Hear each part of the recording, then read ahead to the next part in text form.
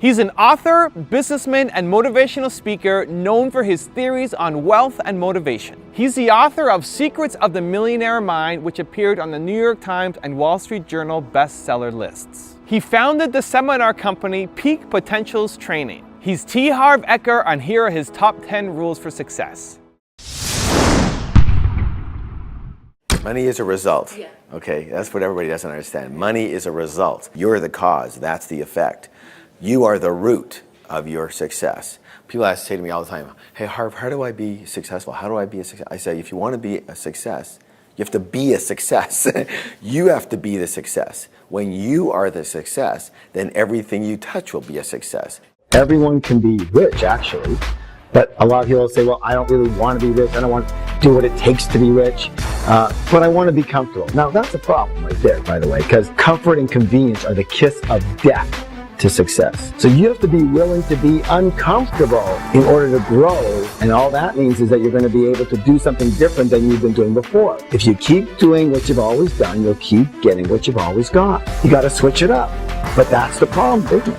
The problem is most people can't switch it up. They want to, and they will for exactly one day. And if they're good, maybe 2 days. But it's hard to keep it up. Why? Because we're creatures of habit. You will need to change your habits. Don't try to change them all at once because it won't happen. You're going to have to change one main habit at a time. Now, if you can just change one habit, I promise you this, your life will change. I just want entrepreneurs to know, number one, you're in the right place at the right time. But it has to be the right you in the right place at the right time. Number two, why I say that is because the definition of an entrepreneur or a person in business or even a person in a job is a person who solves problems for people at a profit or for pay. So what are you? You are a problem solver. The biggest mistake almost everyone makes in the world of business and finance and money is they go out and they look for opportunities. Bad move. Go ahead. What's an opportunity? How do you know? It's almost impossible to find, right? So, don't look for opportunities. Look for problems. Look for problems. Solve a specific problem for a specific person. Duplicate that. The end result is rich. Yeah. If you want to be rich, don't focus on money. Don't focus on rich. Focus on solving a problem, a specific problem for a lot of people. Imagine for a moment you're with a 5-year-old child and you're walking down the street and you come across this ice cream store. And you go into the ice cream store and you order this single scoop of ice cream on a cone because they don't have any cups. Now, you give it to the child, and of course, because they're only 5 years old, they have little hands, and they kind of just wobbling out the door. And just as they're out, as they're going out the door hits their hand, and the scoop of ice cream falls on the ground. Of course, they get very upset. They begin to cry. And being the kind and generous person that you are, what do? You go back into the store. And just as you're about to order this other scoop of ice cream, the child sees the poster of the triple scooper on the wall. And they go, I want that triple scoop. And now, because you're a kind and generous person, what do?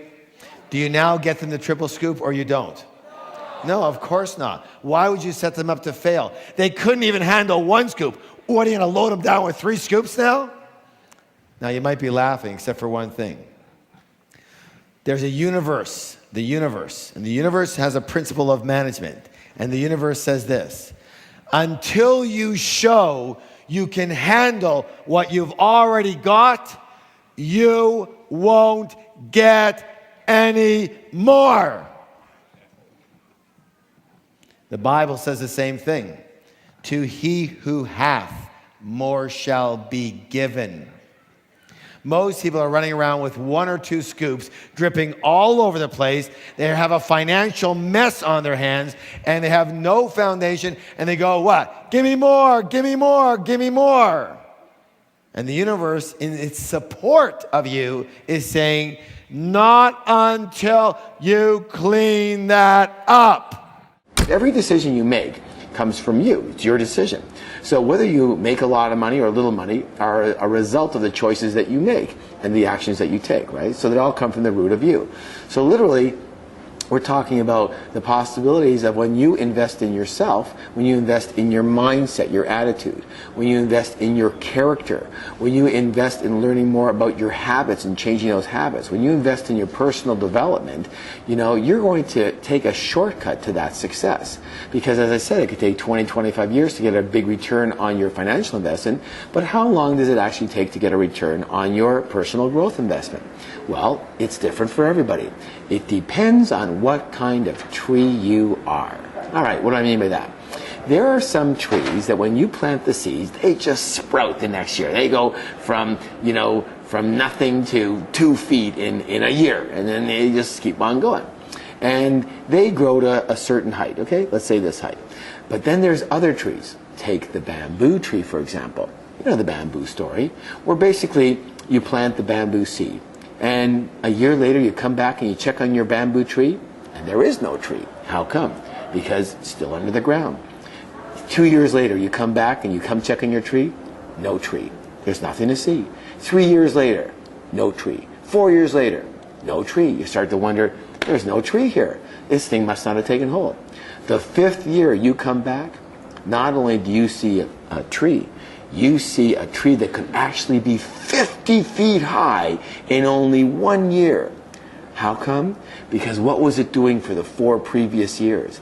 It was growing its roots really, really deep, really, really strong, so that it could handle that extreme skyrocketing growth when it came out of the ground.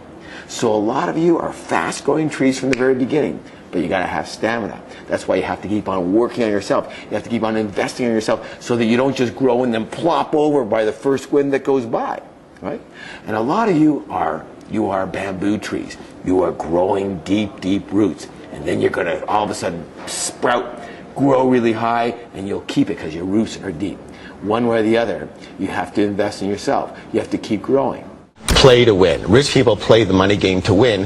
Poor and middle-class people very often play the money game not to lose. They play the money game on defense. Playing it safe. Yeah, they play it on defense versus offense. Their big intention is to have enough to pay the bills, and on time would be kind of a miracle, right? And you know what? If your intention is to have enough to pay the bills, if you'll notice, that's exactly what you're going to get. We are always looking for the complicated things to do. We look for, it's got to be complicated, it's hard, and success is hard. And, we sometimes get quite focused on making sure we do the hard things. But sometimes isn't it true that it's the easy things that, we have that we could do, that by not doing them, things become hard, things become difficult, life becomes difficult. So the goal is to do the easy things in life. Like, here's an example. We all know that we should eat our vegetables, eat more greens, eat healthier. Is that a hard thing? Is that a complicated thing? No, it's a simple thing. Do you do it? Most people no. They don't do it, and they don't do it enough, so they give that up.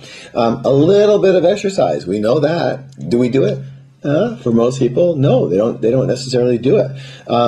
Calling people back, answering emails, being in integrity, keeping your word, being on time, keeping your agreements. I'll get this to you tomorrow. Do you do it? Well, hopefully you do, but most of the times we don't. And they're not hard, they're easy, but it's the easy things that we don't do that make life hard. So the big insight here is that things that are easy to do are also easy not to do. When we come into the world, we come in as an empty vessel. You don't know anything, you've got no information. And here you are, this empty vessel, this empty glass. And all of a sudden, you come into the world, and the second you get into the world, you get filled up with information. From who? Everyone and everything all around you. So pretty soon, you are a factor, a result of this information. And so why do you think the way you think? Why does anybody think the way they think? Because of the information that's been stored in the files of your mind. Your mind is nothing more than a big old file cabinet. It stores information. And so literally, the only thing you can think is what's in the files of your mind. And the only thing that's in the files of your mind is what you learned, what you were told, the information that's in there. You cannot pull out a file of a file cabinet that's not there. And that's the difference between successful people and unsuccessful people. Successful people have files in their file cabinet that are files that lead to success. When Donald Trump makes a decision, normally that decision results in success. So why is it that his decisions result in success? He has files in his mind that are success-based files, wealth-based files. It's normal, it's natural for him. It's natural for most rich people because they have files in their file cabinet called their mind that result in actions that result in success. Most people are the opposite. Why? Because most people learn about money, about success, about happiness from people who aren't successful, wealthy, and happy. So if that's what you learn, what do you expect? So what do? Well, you need to reprogram. You need to relearn. You need to put some new information in the files of your mind, and then you need to have some new actions from those files, and you will get new results. You say, hey, Harv, it's easy for you to say that. You're really rich. Well, you know what? I wasn't always rich. And it's because I did that, because I was willing to take a shot on me, that I am really rich. You know, I came from a place where I wasn't not only the nicest guy in the world, but I thought I knew it all, but I didn't know anything, right? I didn't know business. I thought I knew that, but obviously I didn't. I didn't, I was a very angry guy. I was very, not very nice to people. I was out of balance. I was, doing lots of things that were very poor habits. And literally, I learned how to succeed. That's the cool thing about this. You can learn to succeed at what? At anything. You can learn how to be a piano player. I don't know anything about piano, but I bet you in 1 year I could learn how to be a piano player. How? Well, you say by practicing, right? Yeah, but I could practice for a whole year to learn a song, and it still might not even get it.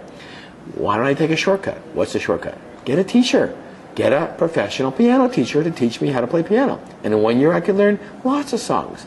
I could do that, you could do that. Anything you want to know and be good at, you can do. You can learn how to do it. Remember, every master was once a what? Every master was once a disaster. So you can learn anything. There's not one thing that that you want to get involved in. If you want more money, you can learn how to do that. If you want better relationships, you can learn how to do that. You want better health, you learn how to do that. You want a better you just want to learn how to be happier, you can learn how to do that. Every one of those things is a learnable skill. One of the things that I've had running since Wealth and Wisdom is that it's true that, the truth is that sometimes I don't feel fantastic. Sorry. Sometimes I don't. And sometimes I'm a little upset, a little frustrated. I have the emotional parts that come out. Anybody else relate to any of this? Yes? Sometimes, once in a while. Well, let me say this right now. So I get a little support. And a little support comes in the form of these words. Don't forget to wear your awesome glasses. And those are glasses that on the front of them, everything you look at through those glasses is what? Awesome. Everything is awesome, all right? They're special glasses. You put them on, everything is awesome. Now the question is, does that work? The question is that a bunch of BS, or can that actually translate into reality? How many of you say it can actually translate into reality? Why would it translate into reality? Because you have a choice. You're going to look at things a certain way anyways, yes or no? You don't have a choice about that. You're going to look at it in a certain way.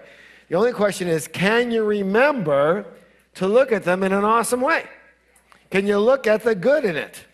That's all you have to, can you do that? And the awesome glasses help us do that. So everybody right now, I want you to take your glasses, hold them right here, look at them and notice that they say awesome right on the glasses. Right on it. All over them. Everything's awesome about these glasses. Now here's what I want you to do. I want you to take these glasses and I want you to put them on. And I want you to see the world. I want you to look at your friends and say, you're what? You're awesome.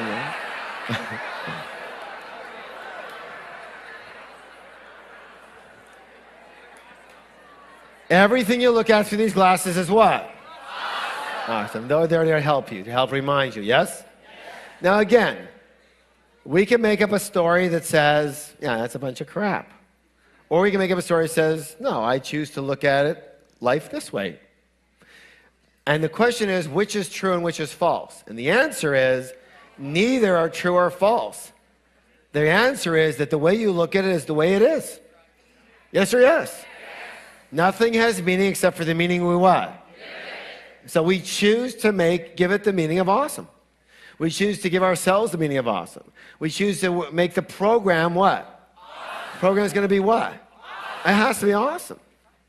If you decide it's awesome, it's awesome. Now the question is, whether it is or it isn't, will you have a better time if it is? Yeah. Will you feel better about you if you are? Yeah. Will you feel better about the people beside you if you look at them as they are? Yeah. Will you feel better about life if you look at it as awesome? Yes. Is there a good chance that because you are choosing to make up that story and choose it as awesome, that more awesome things will be attracted to you because of that? Yes. More than if you looked at everything in the darkness and terrible, and what's going to happen then? What's going to be attracted to you? The same. I don't see anything that could be bad about this, but I can only see things that could be good about it. Whereas the opposite route, if you're not sure if this is working, then you have to put on your life is shit glasses. And you get to wear that all the time. Now you choose, because you have the ability to choose, a God-given right to choose, which glasses you're going to wear, because you have to wear one of them. Thank you guys so much for watching. I made this video because Jeff Semper asked me to. So if there's a famous entrepreneur that you want me to profile next, leave it in the comments below and I'll see what I can do. I'd also love to know which of T. Harv Eker's top 10 rules meant the most to you. Leave it in the comments. I'm going to join in the discussion. Thank you so much for watching. Continue to believe, and I'll see you soon.